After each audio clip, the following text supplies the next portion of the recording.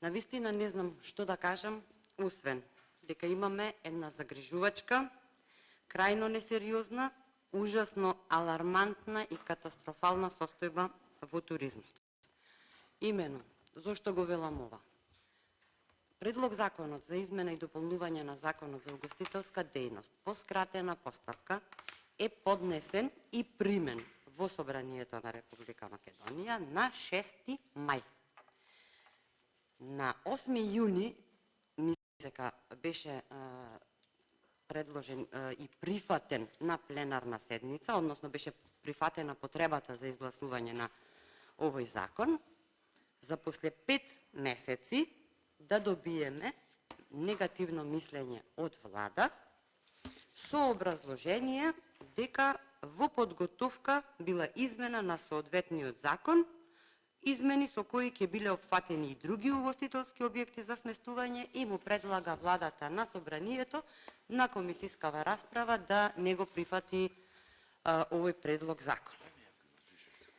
Значи, 5 месеци помина, сезоната помина и денес очекував најмалку да го имаме врака она за кое што владата вели дека работела на законските измени.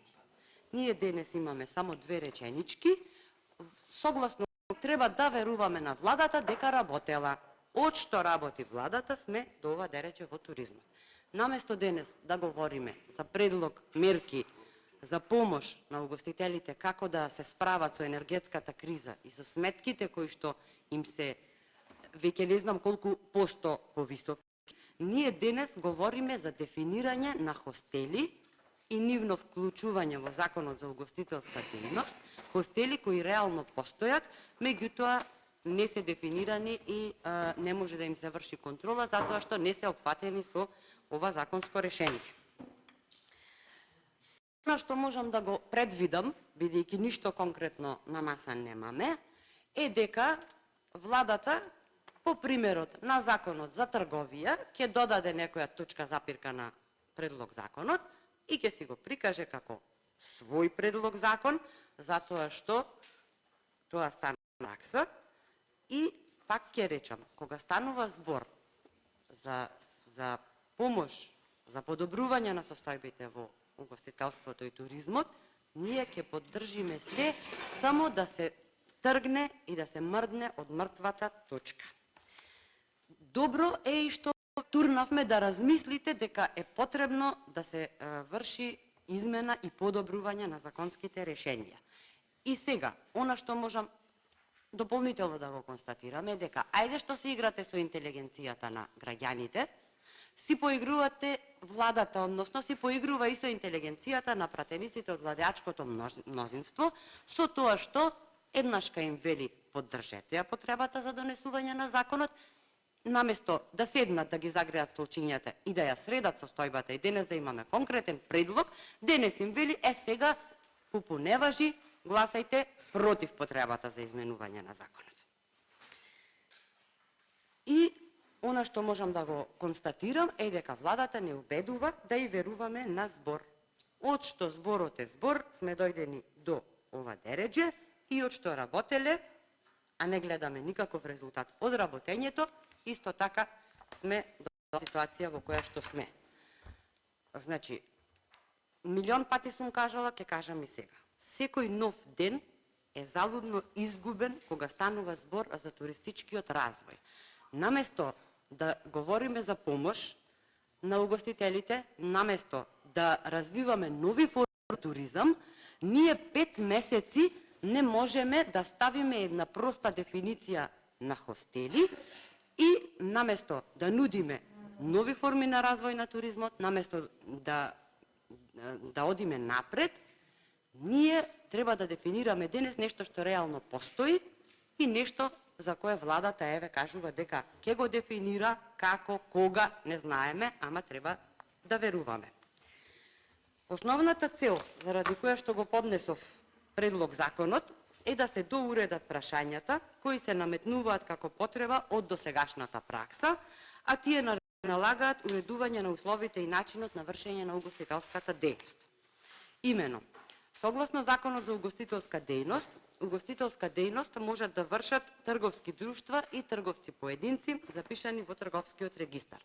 Од досегашната имплементација на законот се јавува потреба за уредување на начинот на кој се води регистарот, во кој како категорија не се вградени хостелите, кои реално постојат, но не се вградени во законската материја. Заради тоа се јавува правна празнина која е на штета на угостителите, заради фактот што со досегашното законско решение е возможен правилен надзор над работата на угостителите кои даваат угостителски услуги за сместување и угостителски услуги за исхрана. Од овие причини, со предлог Законот за изменување и дополнување на Законот за угостителска дејност, што го поднесовме по скратена постапка, ако и 5 месеци никако да стигне за дискусија, ќе се обезбедеше доследна примена на одредбите од законот. Ќе се уредеа условите под кои угостителски услуги ќе се даваат и во хостели кои во моментов се користат и ќе се уредеа членовите од законот кои со претходните измени или дополнувања на законот биле изоставени од текстот на предложените и донесените закони, а кои при примената на постојниот закон представуваат само безпредметен текст. И јас не знам колку време ви требало за да го констатирате ова. Предлог на Законот за изменување и дополнување на Законот за угостителска дејност содржи 8 члена, при што со членовите 1 и 7 се уредува дека начинот на водење на регистарот од страна на градоначалникот на општината, а во градот Скопје регистарот што го води градоначалникот на општината на подрачјето на градот Скопје, треба да се уреди со правилник кој го пропишува министерот, кој раководи со органот на државната управа надлежен за работите од областа на угостителството. Со предлог Законот за измена и дополна на Законот за угостителска дејност се уредува дека во комплементарните сместувачки објекти, покрај ноќевалишта, гостилници, кампови, приватни сместувачки капацитети, соби, апартмани, станови, куќи, одморалишта, за младинци, работници, лица со попреченост и слично, други комплементарни објекти, феријални домови, планинарски и ловни домови и куќи, објекти за привремено сместување и слично, спаѓаат и хостелите. Со донесувањето на законските измени кои што ги предложивме и со кои се предвидени изменување и дополнување на одредбите од досегашното законско решение, требаше да се надминат можностите за злоупотреба на законот од страна на одредени субјекти кои вршат угостителска дејност и за кои не може да се израчат глоби и прекршочни санкции за сторен прекршок, наспроти законски предвидените категории на вршители на угостителска дејност за кои е уреден начинот на кој треба да ја вршат угостителската дејност и кои директно се ставени во понеповолна положба. Спомнав дека е доволно да овој закон помине по скратена процедура, имајќи предвид дека за донесување и спроведување на законот не се потребни финансиски средства од буџетот и имајќи предвид дека не станува збор за сложен и обемен закон, требаше и мораше да се донесе час поскоро, се со цел да се оправда целта за која е донесен законот за угостителска дејност како целина. Од друга страна, луѓето кои се добро упатени во туристичката дејност знаат дека во денешно време се почести се индивидуалните патувања, а ако сакаме развој на туризмот, мора да имаме и поголема понуда на хостели. Луѓето бираат кој град да го посетат и по пат на интернет резервираат сместување. Имаме потенцијал за отварање на хостели како сместувачки капацитети, тоа е факт, и затоа е потребно навремено законски да се регулира и прецизира оваа материја.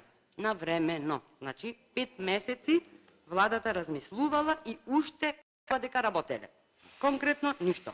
Со зголемување на бројот на хостели и со нивното промовирање би се привлекле оние туристи и посетители кои преферираат индивидуална организација на патувања, а сведоци сме дека во денешно време ги има во се поголем број.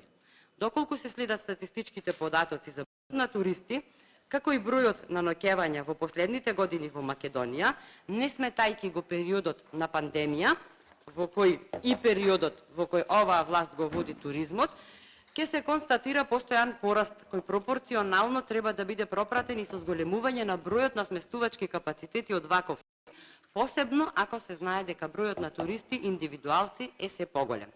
Последователно на ова, освен во Скопје, бројот на хостели има можност за зголемување и проширување на целата територија на државата. Хостелите се најчесто барани од страна на популација на млади луѓе кои буквално со ранец на грб ги крстарат дестинациите. Традицијата на хостелингот може би е нова за нас, но во Европа таа обстојува повеќе од еден век со податоци кои датираат од 1909 година.